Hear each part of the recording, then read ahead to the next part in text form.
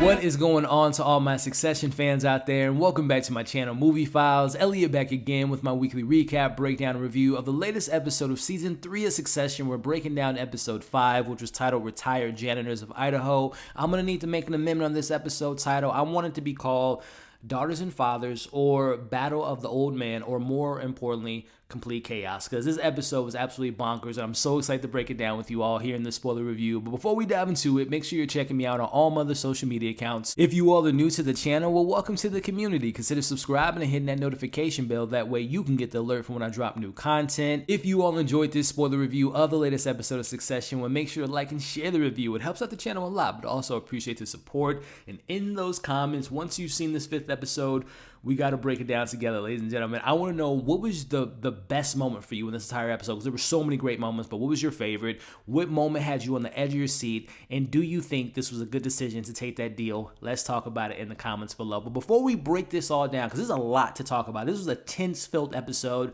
I want to bring some levity into the room. Take a look at these photos, ladies and gentlemen. I mean, come on. You all know I'm a Tom and Greg fan. I can't wait for the spinoff of these two characters, married happily ever after and being the leader of Waystar one day. But seriously, these photos are fire. These characters are awesome. I love these actors, and I just want to show you all, if you haven't seen these will be, I believe it's coming out in the most recent Entertainment Weekly magazine. They look great. I love these characters, and these characters had a lot to do in this episode. I'm going to break it down, but I just want to share these photos with you all. So let's get into this episode here.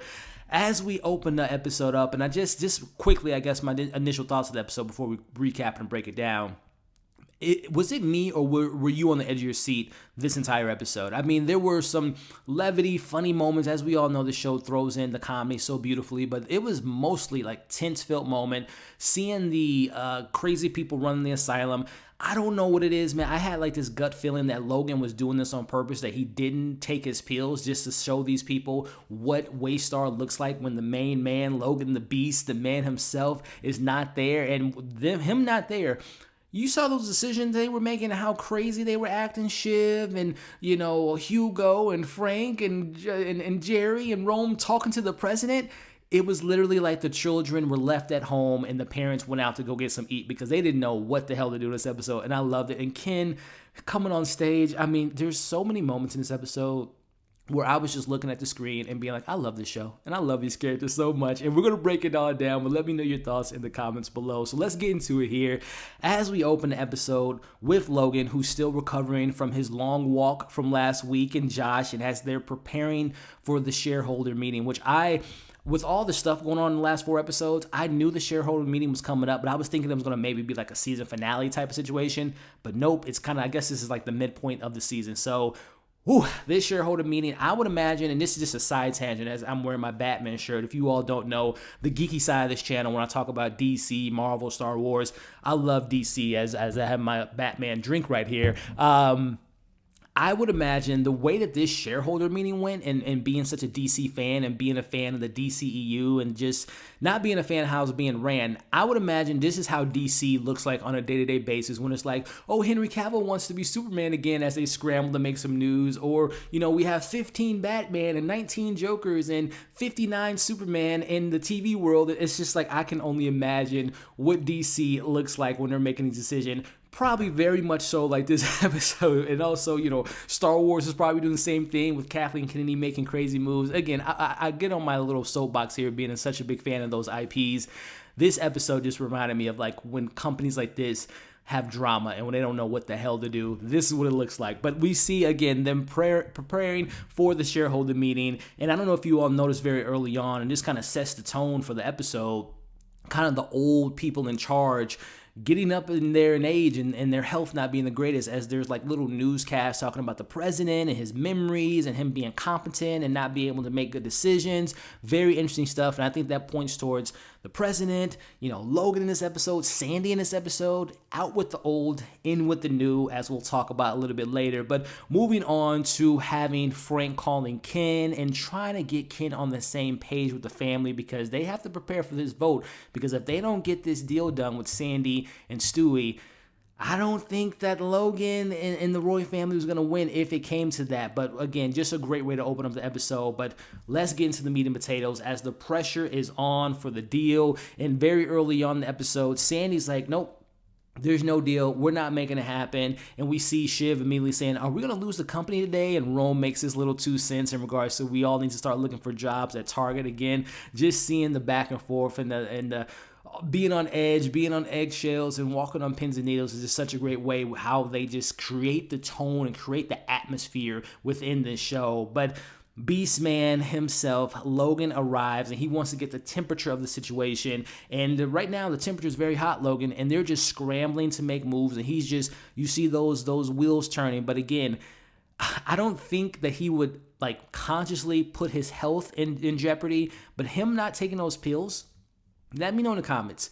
Did Logan do this on purpose? Did Logan purposely make himself kind of loopy and out of the loop, or, you know, all the stuff he was doing, was it all facade? I don't know. Again, this family's so weird. Logan makes some crazy decisions, but it almost feels like he did this intentionally just to see who's the real ones, who's the fake ones, who can make good decisions, who can make bad decisions, because there were some decisions making in this episode. And Logan, he was like sitting back, doing some crazy ass stuff, but sitting back, watching the house burn down right in front of him. But meanwhile, we see that Stewie and Ken are having a conversation early on in the episode, and we see Ken, you know, playing ball with his family to a certain extent right now. He's trying to reopen the negotiations, and it works. And I don't even know if Logan and Shiv and most of the family knows what Ken was doing behind the scenes. Obviously, we want to talk about Shiv and Ken having a conversation, but lo and behold, Ken kind of kept a lot of this deal going on. And to be fair, the kids of the family, minus, you know, Connor and Rome to a certain extent, but Sandi Jr. and Ken and Shiv, they kept the puzzles of the pieces together. Again, those kids out with the old, in with the new. That's a big theme in this episode, ladies and gentlemen. But nonetheless, we move on as Logan hears the news and he wants to send the troops down to talk to Sandi and do his little tap dance and get a temperature again. He's just like, go ahead, kids, have some fun with Sandi, and I'm going to sit back and see what you guys come back with, which, again, I don't know. Logan in this episode, very, very interesting. But we get this really cool moment, to me in particular, because I mentioned it weeks ago, when Shiv had that moment with Ken and they kind of broke their trust with one another in regards to the letter. And then obviously, I know a lot of you all speculated that you all think that it was Logan that actually put the speakers on when Shiv was having the conversation and the music was playing about the whole situation with the cruises. And we still don't have, you know, any proof of that, but I believe that's a good, you know, theory that you all have. But either putting that aside, I thought that relationship was like going to be very hard to come back on. But Ken calls his sister, his baby sister, and says, hey, I don't want you to lose a company on your first day, and kind of gives her some inside information, which I really, again,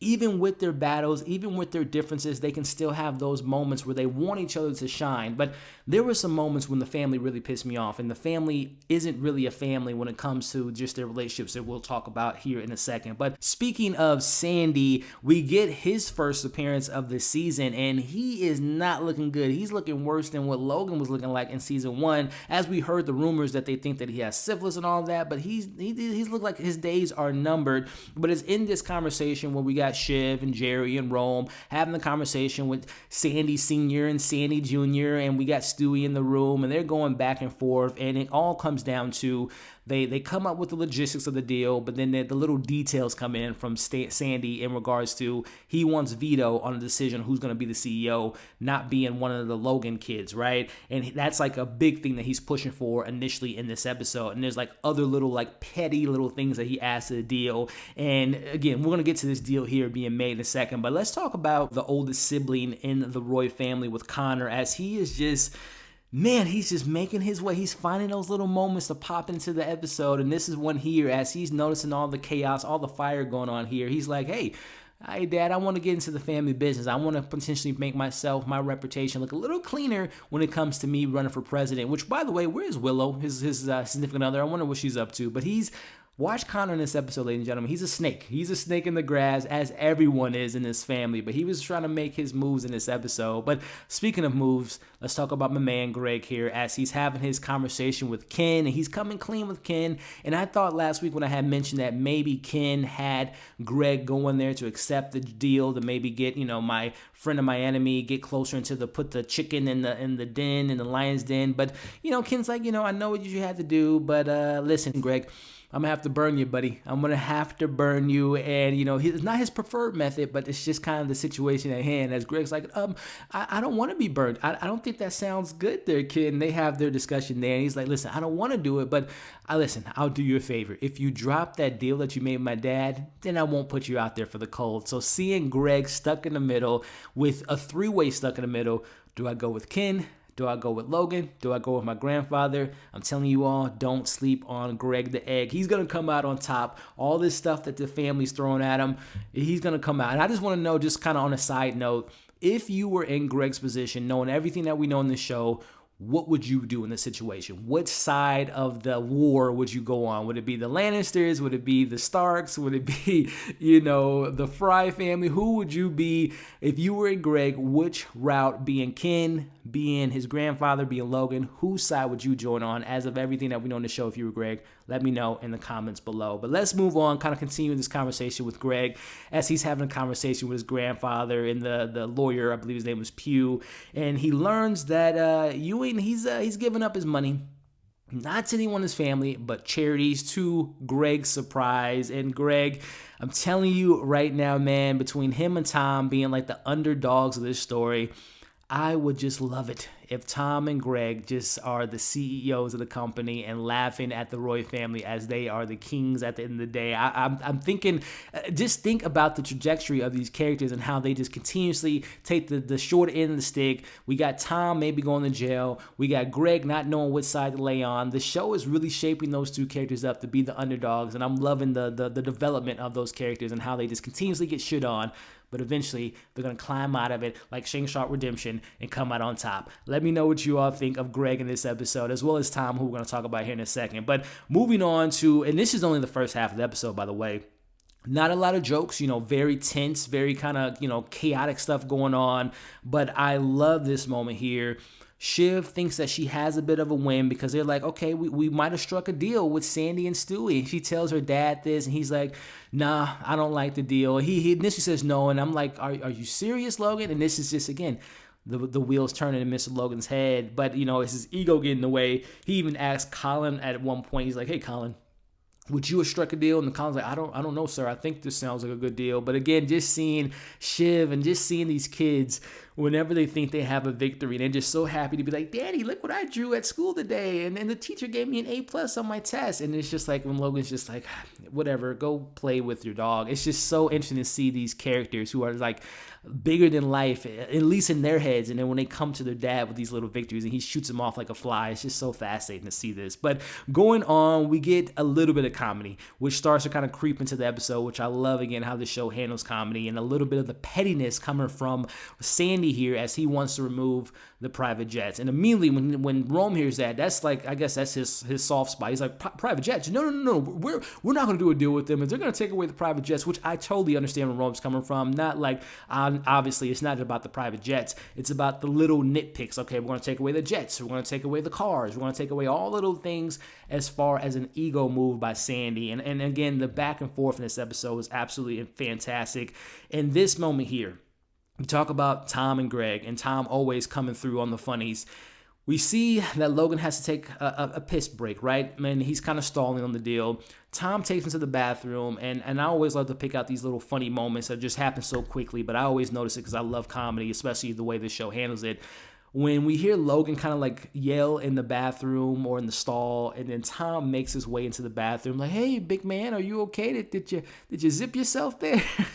I don't know. It was just the way he delivered that little subtle line. It just had me so laughing so much. But going back to everyone sitting on pins and needles and wondering what the decision is, they're introducing Frank to the shareholders. And again, just seeing everyone running around, not knowing what the big boss man has to say, and they have to come up with the big boy decisions. And seeing again Shiv and Jerry and all the main players just being like sitting on their hands and just being like, I don't know what to do. Do you know what to do?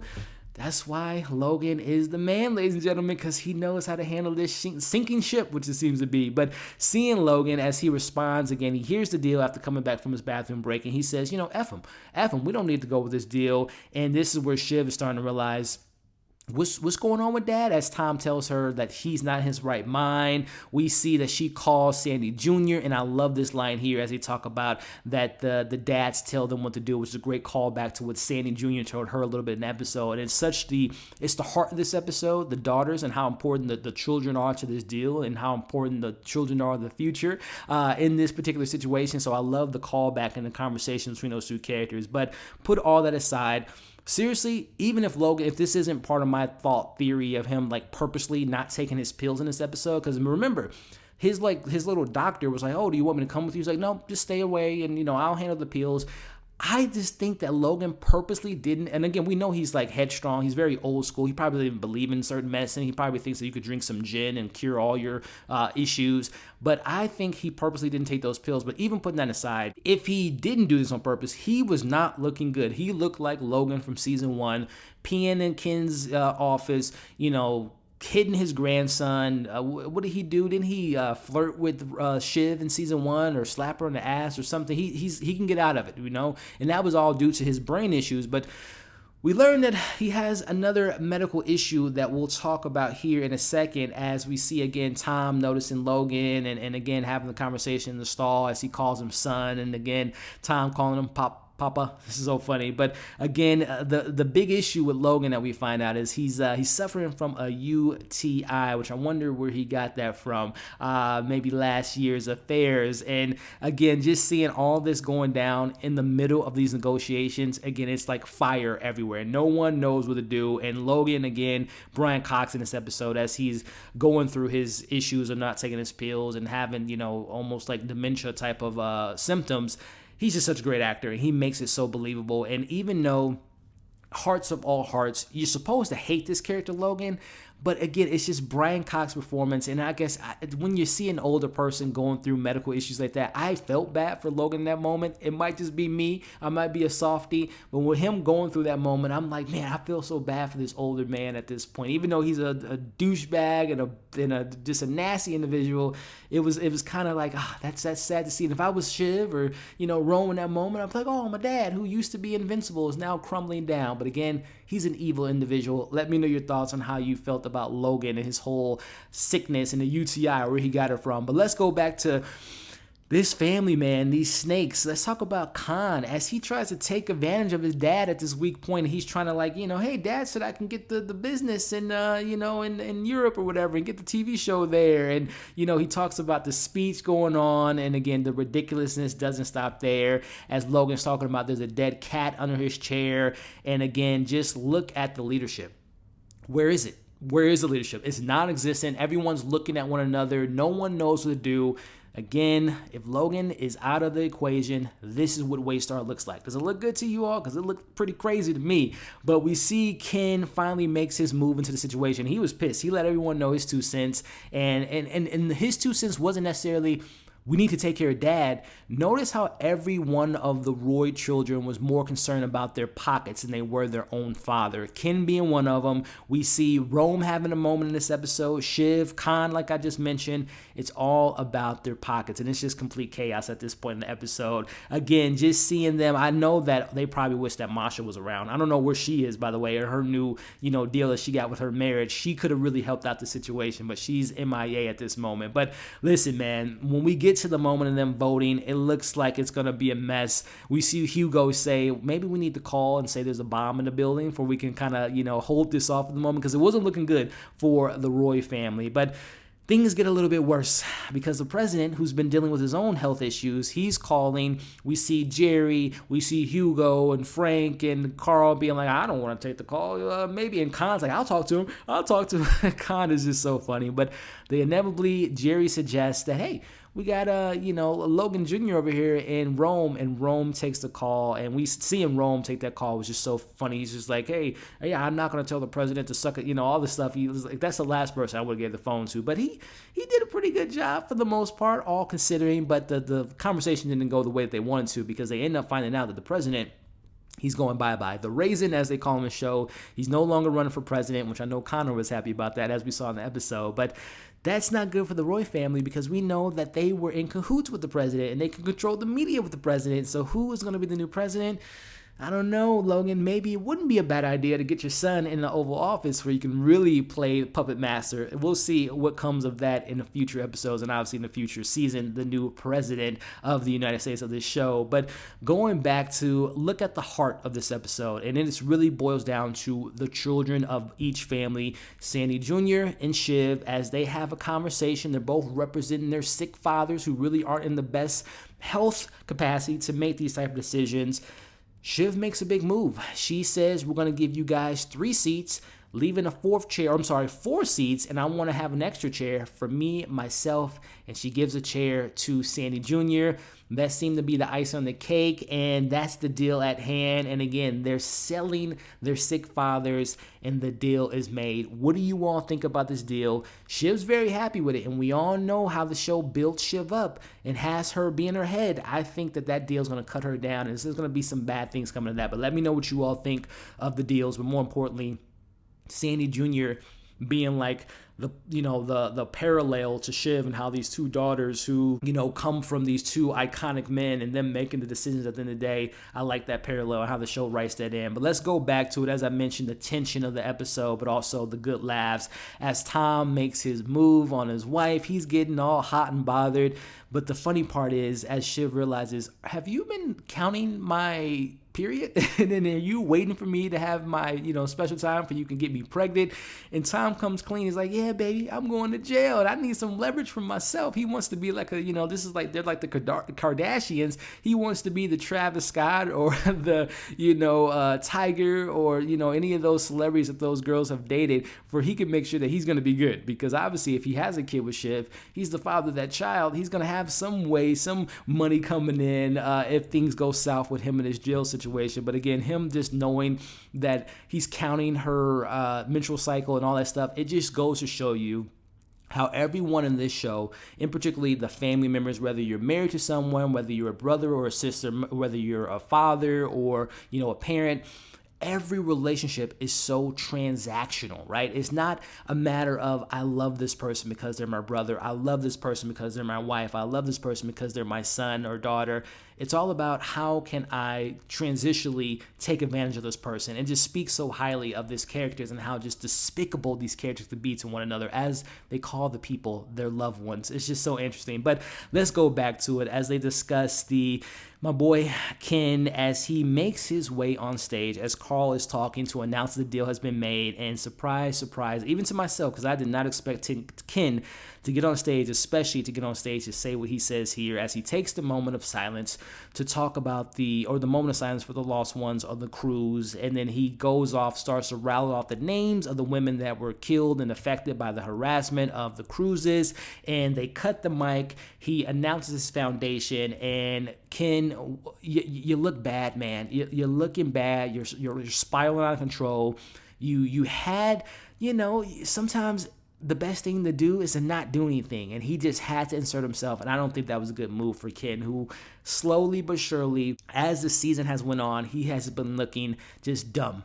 He has made some very dumb decisions. I need Ken to reset himself and get back on the path from the first 2 episodes of this season. But going back to it, ladies and gentlemen, as Shiv, again, the kids try to celebrate. Hey, Dad, I got an A+ on my test here. Hey, Dad, my first tooth fell off. She tries to celebrate in front of her dad, but he shuts that shit down so fast and embarrasses her in front of everyone as Tom tries to give her a hug. Not a hump, darling, but just a hug, going back to him, trying to have that baby. But just, again, whenever I see Logan, just especially with Shiv, because I think out of all the children, she knows how to, keep a straight face, even when she's, sad. She's done it 2 weeks in a row. He's done it 2 weeks in a row. He shut her down, and she had to kind of regroup herself. But she thinks he has the win, and she wants to celebrate it, but he doesn't want to do that. He's ready to go back to war. He's ready to get all the defenses up and to go, because he knows that this wasn't a good deal and that Sandi has a pretty good leverage on him versus the other way around. But wrapping up this fantastic, chaotic, lovely episode, Ken reads the responses from what he did on stage, only to hear that his dad wants to have a word with him. He meets him in the room, but only to find out that he's not in the room, just playing mind games with him. He calls his dad. His dad tells his doctor, or his little assistant doctor, block that number permanently end of the episode.